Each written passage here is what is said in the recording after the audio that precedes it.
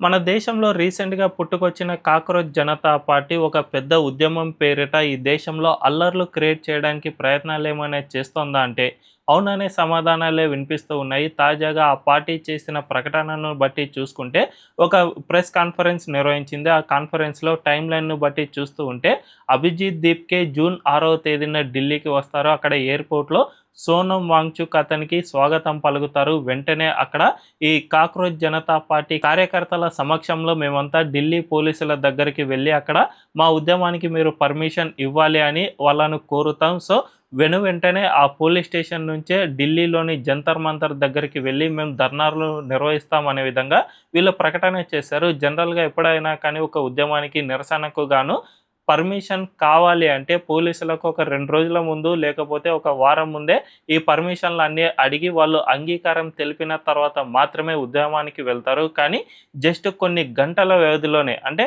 ఈ విధంగా పోలీసులను పర్మిషన్ అడిగి వెంటనే అక్కడికి చేరుకోవడం అంటే ఈ పోలీసులు అన్ని ఏర్పాట్లు చేసుకోవడం అనేది దాదాపు అసాధ్యం అవుతుంది. అందువల్ల వీళ్ళు ఖచ్చితంగా పర్మిషన్‌ను డినై చేస్తారు. సో, ఈ విధంగా మాకు ఉద్యమానికి కనీసం పర్మిషన్ సైతం ఇవ్వలేదు అనే సాకు చూపి అల్లర్లు క్రియేట్ చేయడానికేమో ప్రయత్నాలు చేస్తూ ఉన్నట్టు స్పష్టంగా అర్థమవుతుంది. ఇందులో ఇప్పటికే ఆమ్ ఆద్మీ నుంచి పెద్ద స్థాయి నాయకులు సైతం ఈ కాక్రోచ్ జనతా పార్టీ ఫంక్షనింగ్‌లో నిమగ్నమయ్యారు. అండ్ సోనం వాంగ్‌చుక్ మనందరికీ తెలుసు రీసెంట్‌గా దేశద్రోహ చట్టాల కింద ఆయన జైల్లో ఉండి ఆ తర్వాత బయటకొచ్చారు. ఇలాంటి వాళ్ళంతా కూడా ఈ జనతా పార్టీలో చేరుతూ ఉన్నారు అంటే ఖచ్చితంగా ఇదొక డేంజరస్ పార్టీ అని చెప్పకనే చెప్పుకోవచ్చు.